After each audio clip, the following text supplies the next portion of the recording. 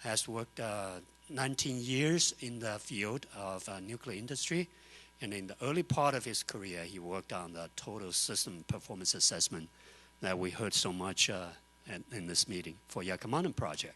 For the last 4 years, he has been the technical lead on the Hanford Integrated Disposal Facility, IDF-PA. His presentation is going to describe that piece of work. With that, Pat. So first off, I want to say this is one of the first public presentations of our PA results. This has been a long time coming. We started our PA process back in November 2014 when we started our initial meetings with our stakeholders, our NRC consultants, and our regulators. We finally got to the PA complete through our low-level waste disposal facility review group with their acceptance in July of 2018, so earlier this year. This work is a culmination of a huge team. The principal modeling team were modelers at Interra, but we had reviewers from multiple national labs, Savannah River, PNNL, Vitcher State Laboratory, as well as reviewers at Savannah River Remediation. So this work encompasses a big team of people doing the work. So although my name's on the presentation, I'm representing that entire team. First off, the Integrated Disposal Facility is a near-surface disposal facility on the Hanford site that will be the disposal facility for the vitrified low-activity waste that will be produced at the Hanford Waste Treatment and Immobilization Plant. It'll also be the repository for the secondary solid waste that gets generated at the treatment plant, so like the failed plant equipment, the spent media from the treatment process, as well as secondary solid waste from other site activities. Will all go into the disposal facility. About 85% of the waste will be the immobilized, vitrified, low-activity waste, with the balance being those secondary solid waste forms. It is a double-line trench with a leachate collection system and leak detection system. It will have an engineered surface barrier to limit water infiltration into the disposed waste zone, which is the driving force for contaminant migration down to the water table. It is approximately 85 meters above the water table there at Hanford, and that water table is a highly permeable aquifer underlain by an impermeable basalt. And we're roughly about 12 to 13 miles from the Columbia River. All right. Here is our conceptual model for our disposal system. Let's see. We have the engineered surface barrier that will limit water intrusion into the disposed waste zone. We have the disposed waste, which will be done in a series of what we refer to as lifts, 4 lifts of waste. Each lift is roughly the height of one of the ILAW glass containers, but it also should accommodate 2 stacked secondary solid waste containers. Each lift is separated by approximately 1 meter of compacted backfill, all the way up to 4 lifts. We're over the partially saturated vadose zone. It has about a 6% moisture content, and over a highly productive aquifer. We do groundwater transport, or releases to the groundwater, as well as gaseous transport out through the atmosphere. And we include an intruder scenario where we drill down through the facility looking for groundwater. The purpose of the performance assessment is mainly to comply with DOE Order 435.1, but in our RCRA permit for the facility, we also have a requirement to do a PA to look at dangerous chemicals.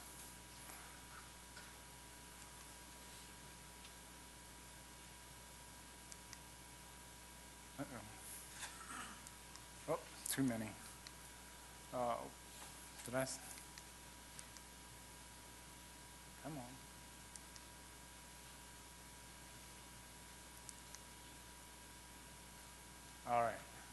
We broke our PA into a series of what I refer to as model components, representing near-field flow, waste form release to the groundwater, waste form release to the air, vadose zone flow and transport, saturated zone flow and transport, atmospheric transport for the air pathway calculations, receptor or exposed individual, however your words of choice are, and an inadvertent intruder scenario.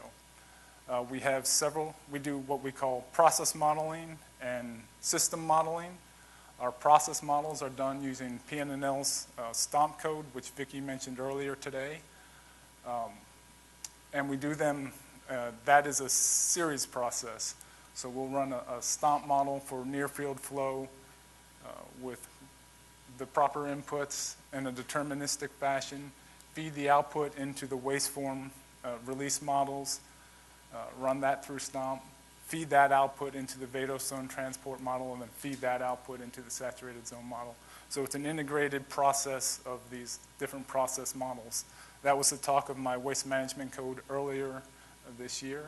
But in addition to that deterministic analysis, we also have a GoldSim system model that fully integrates all of this using the abstractions of those process models.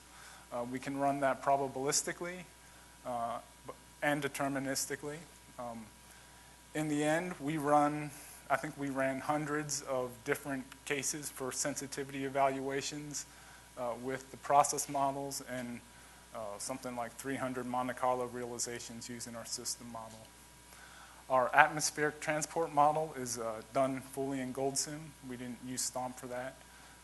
We used a bonding analysis almost as a screening tool to know whether or not that was a process we needed to be concerned about. And our inadvertent intruder model was also done in GoldSim. Dave Esch showed this slide yesterday. It shows that we use that hybrid approach that was mentioned a few times yesterday, which is really the combination of process models, abstracting the process models into a system model that can couple near-field flow all the way down to the dose calculation in one model. I'm going to now talk about some of our modeling components and some of the results that we see. This is our near-field flow model. It's a 2D representation. We have the surface barrier as well as the disposed waste. And what we're really looking for here is what type of flow can we expect in the facility around these disposed waste that creates that driving force down to the groundwater, but also provides saturation in the near-field components to know how much vapor phase transport we're going to get. These are some of the results we get from our near-field model. While the surface barrier we consider intact for the first 500 years, we see that water will come in, the net infiltration will pretty much flow around the facility, and we get these areas of higher flux around the facility because of the barrier itself. I mean, that is its purpose, to divert water away from the disposed waste zone.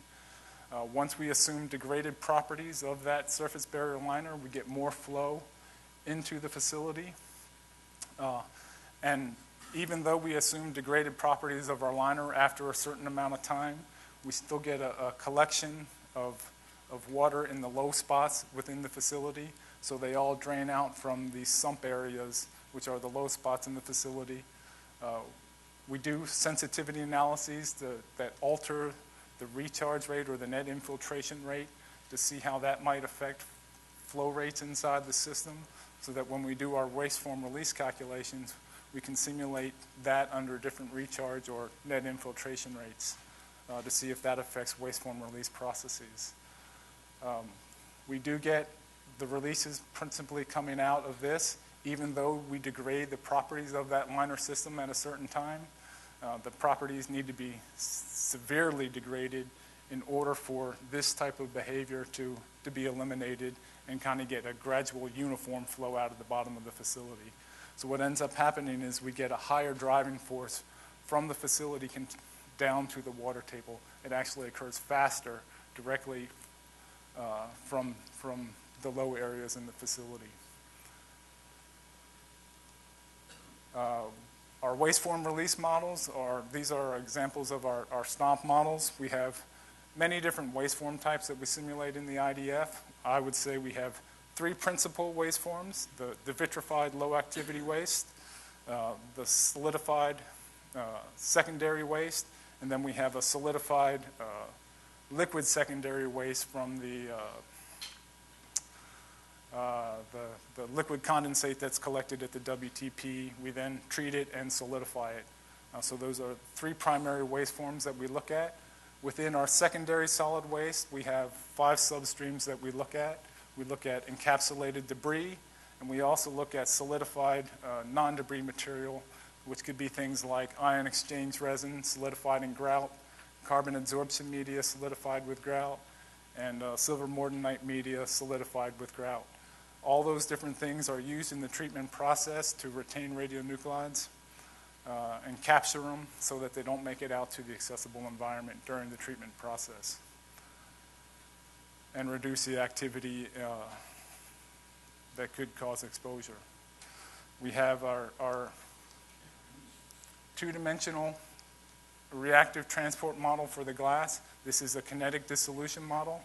Dr. Cosson showed you the rate equation we used yesterday in his presentation, but effectively we're simulating a kinetic dissolution of the glass, congruent dissolution of the COPCs that are in the glass that can then transport it through the backfill down to the bottom of the facility and out into the top of the vadose zone, or upwards if they can move by gaseous transport to the surface.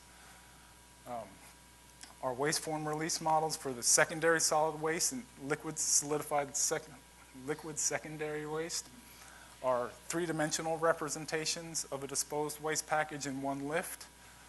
We have solidified media, and we have encapsulated media or encapsulated debris, both in a 3D representation, in rectangular waste packages, and in drums.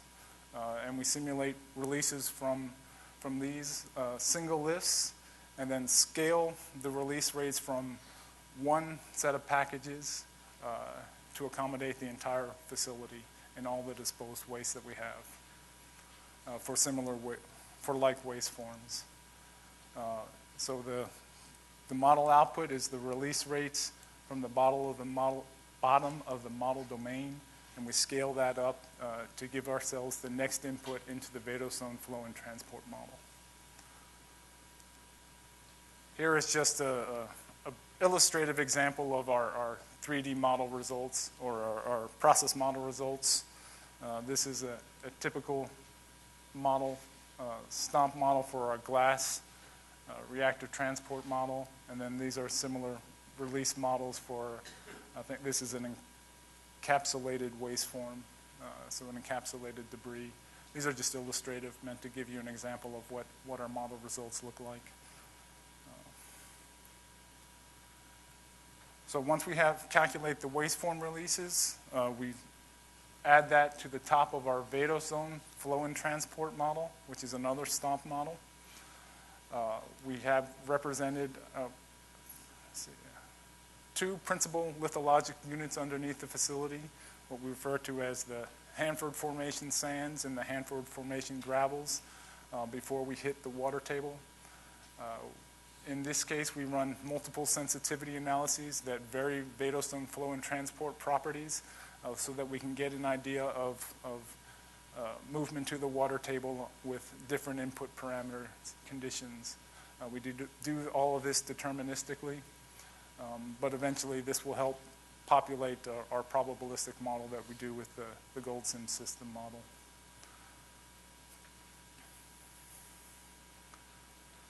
This is an illustrative example of our 3D flow and transport models through the vadose zone, generating the plume. This happens to be technetium released from all of the different waste forms at 500, 1,000, and 2,000 years. 1,000 years is the time of compliance for our DOE Order 435.1.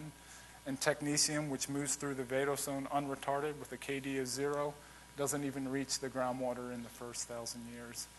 So I can tell you right now, spoiler alert, the impact of groundwater in the first 1,000 years is 0, even for unretarded species. We have a GoldSim system model that uses cell pathway elements and aquifer elements to represent those same process models that we did with STOMP. We have a cell network model to represent diffusive releases out of the waste package, and then couple them with other cells to represent advective and diffusive transport through the backfill down to the bottom of the facility, to the top of the vadose where we have a vadose model that couples a number of Goldsim cell pathway elements and aquifer elements to transport the releases from the waste package or the releases from the facility down to the water table where it's transported through an aquifer element to a location 100 meters from the disposed waste zone to be consistent with DOE Order 435.1 requirements. All right, now for the results. What do our results tell us? Our results are principally deterministic in this table, but we do look at the probabilistic approach, which I'll have coming up in a future slide. But our dose in 1,000 years is 0.2 millirem. That is exclusively due to our air transport pathway because our transport times down to the groundwater exceed 1,000 years. In the time period between 1,000 and 10,000 years after closure, our peak dose comes from the groundwater pathway, and it's at 1.5 millirem per year. To put that in context, if you remember Roger's slide yesterday where he said a transcontinental flight or across the U.S. round trip is 5 millirem, I got more of a dose here, coming here to tell you our results today than you would get at the peak from the waste disposal in the facility. Atmospheric dose is 0.2 millirem. We do a radon flux analysis. Its peak is well below the 20 picocurie per meter squared second standard. We do an inverted intruder dose, and I'll show you time histories of these plots in a second, but these are our peak results in 1,000 and up to 10,000 years. We did do an analysis where we extended our simulation time out to 500,000 years, and what we find using our system model is that the peak is still within that first 10,000 years.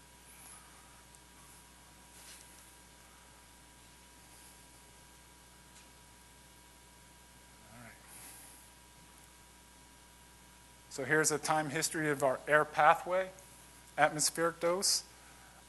At early times, we have a tritium release from the failed waste packages. We assume the packages failed at the time of closure. But at this time, we're under institutional controls, so our receptor is 20 kilometers away at the site boundary, and so we have a real low dose. Once we lose institutional controls, we say that exposure can happen 100 meters from the disposed waste, so our dose jumps up, and it's principally driven by iodine and carbon-14, but most of it is from iodine. If you all are in the audience are like me, which I'm sure you are, you're saying, what's happening here, right? Well, that's the simulation time when we assume our surface barrier is degraded and assumes degraded properties. That lets a lot more water into the facility, and that causes saturations to increase, which reduces the gaseous transport to the surface of the facility when you increase the saturations down in the near-field materials. Here's our groundwater pathway radionuclide doses. These are our process model results, and I try to tell you where the results are from. Is it a deterministic STOMP or a deterministic Goldsim system? So this would be the culmination, the integration of all those process models. This would be the fully coupled system model results. Our process models, we principally simulated technetium and iodine because we knew in advance that those were our main radionuclides of concern, because this isn't the first time this PA has been run. I mean, the first time I think the PA was run was in 1998, and it's been updated several times. Most recent was the EIS calculation done in 2012, so we knew what the risk drivers were. And so our models our process model simulations pretty much consider technetium and iodine, and our system model, this is technetium, and this is iodine, shows very similar results to our process models, but it includes the transport of the other radionuclides and chemicals, and you can see clearly that the technetium and iodine are your risk drivers, your dose drivers in the first 10,000 years. If we had taken this out to the 500,000 years, these curves start to come up, but as I mentioned earlier, the peak still happens right about between 6,000 and 7,000 years.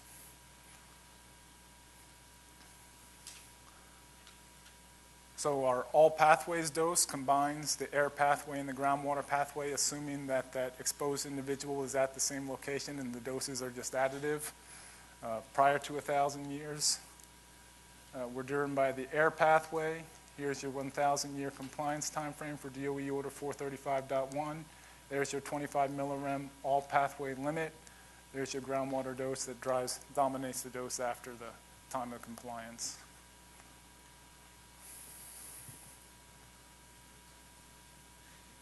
Radon flux. Here's our radon flux time history. Again, showing that decrease that is attributed to increased saturation when that surface barrier fails. There's your limit, and there's our calculated values from the different waste forms. So this would be our combined solid secondary waste. This is our liquid secondary waste, and this is our vitrified waste form history. Several orders of magnitude below the limit. Our inadvertent intruder dose calculation I have here for our acute well driller scenario. In this scenario, we drill down through the facility, impact one of our three principal waste forms, either the vitrified waste, the solid secondary waste, or the solidified liquid secondary waste. Drill down looking for groundwater, pull waste up to the surface, and that results in an exposure to the well driller. DOE's limit or performance measure for that is 500 millirem. Our dose is on the order of 10 millirem for all three waste forms. This steep drop is due to radionuclide decay of cesium and strontium, which are your principal dose contributors at early time. The history, each dot on the time history represents the time as if you intruded into the facility at that time. But there is only one intrusion. So you just pick one time point and read up the dose, and that's what the dose would be projected to be if you intruded at that time. We started at 100 years because we assume 100 years of institutional controls. This is our dose to our chronic scenario. So that well driller brought the waste up to the surface, and then we spread it out over the surface, and we have three different exposure scenarios. We have a rural pasture resident that raises dairy cow on the contaminated pasture, and the resident drinks the milk from the dairy cows that get contaminated from grazing in the pasture. We have a suburban gardener that spreads the waste out into a garden and their building lot where they build their house. And we have a commercial farm worker where the waste is spread out and tilled into the soil over for agricultural purposes. Our biggest dose comes from the rural pasture, from the guy drinking the milk. But our estimates are that it's at least half of the DOE performance measure of 100 millirem. We peak out at, I think, 43. All right, I'm running out of time, and I haven't even gotten to the good stuff yet. This is our chemical concentrations using our PA model for our RECRA analysis. What we see here is the ratio of the peak groundwater concentration to a groundwater MCL, and at most we're at 20% of the MCL for any one of our chemical contaminants that we simulated.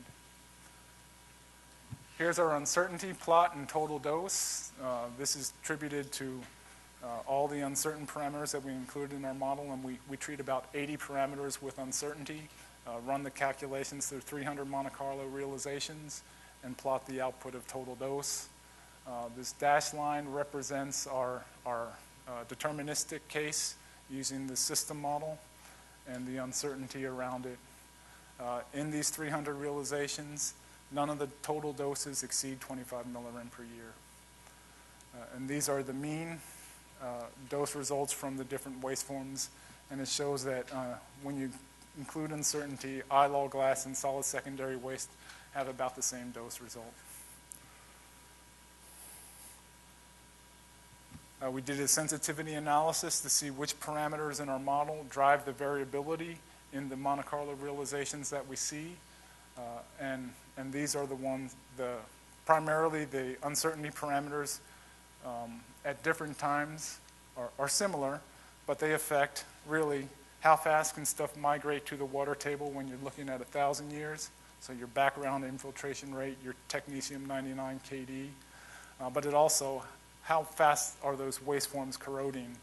And then we look at eye-law glass corrosion rate can affect the variability in our dose result.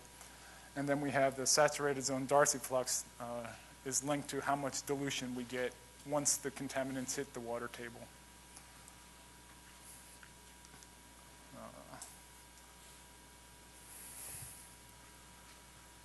These are some release rates from the IDF calculated using our process models, and it's for our 5 main waste streams for solid secondary waste, and it shows that we have HEPA releases, so we have some compacted and encapsulated HEPA filters that are not highly contaminated, but they're inside encapsulated packages and they drive our dose. And this is merely for looking at what are our risk drivers, where might we need to focus our research efforts in developing mitigation options for the dose if we need to. This is the total dose by waste form, total groundwater concentrations by waste form. Technetium-99 is principally the long-term driver is eye-law glass because that's where most of the technetium is. Iodine is secondary solid waste because that's where most of the iodine is. This is total groundwater concentration by waste form. It pretty much mimics the exposure we see in the EBS release rates. Some system model correlations, this is the interesting stuff to me, is that when you vary the fractional dissolution rate, when you look at uncertainty in the fractional dissolution rate, your peak groundwater concentration for technetium-99 is pretty much proportional to the variation in the fractional dissolution rate. It's perfectly linear. So we can estimate how much margin do we have in our fractional dissolution rate before we would hit, say, a groundwater MCL or a 4 millirem dose or something like that. Our margin, in release rates is at least an order of magnitude. So we have some margin before we exceed a performance measure. In addition to understanding things like this, we can also use our model to understand why things aren't important, why specific waste streams aren't important. This shows, how much of the waste is retained in the waste package as a function of KD. You can see, if you have a high KD, that stuff's not coming out of the package. And so one of our vulnerabilities might be, how well do you know your KDs for those waste forms? Because it greatly affects where the waste is in your mass balance. This is just one of my last slides is inventory multiplier. If you double the dose, if you double the inventory, you pretty much double the dose. It's a linear effect between inventory and the dose result, the peak dose result. And that's not surprising because our processes in our system model are linear. We don't impose solubility constraints that might make something nonlinear. And so my conclusions are that we demonstrated compliance with the post-closure performance standards in DOE Order 435.1, as well as comparison to groundwater protection standards. We did that using deterministic and probabilistic model runs. We utilize both the engineered and natural features of the system help us achieve that compliance. And our system model is flexible enough that we can use it to answer what-if style questions. And that concludes my talk, and if there's time for questions, I'm happy to answer them. Thank you, Pat. a lot of work indeed. So thank you for covering so much in such a short time. Any quick question? Yes, David.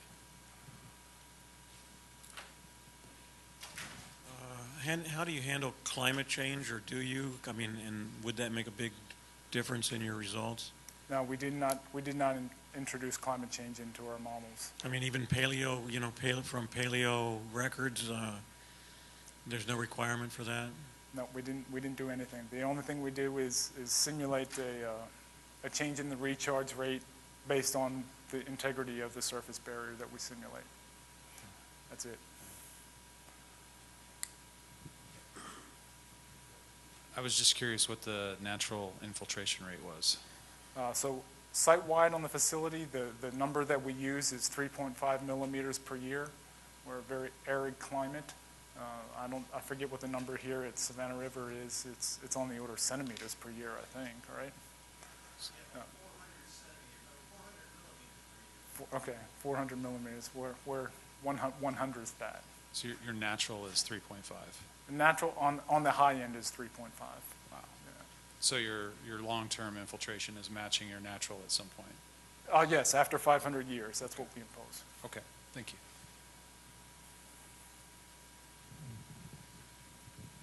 Can you go back to the groundwater concentration for iodine?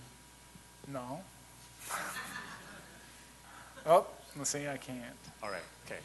Well, that's okay. In the interest of time, maybe we should let you go. We can talk offline. So thank you, Pat. All right. Thank you, Pat. Again, let's...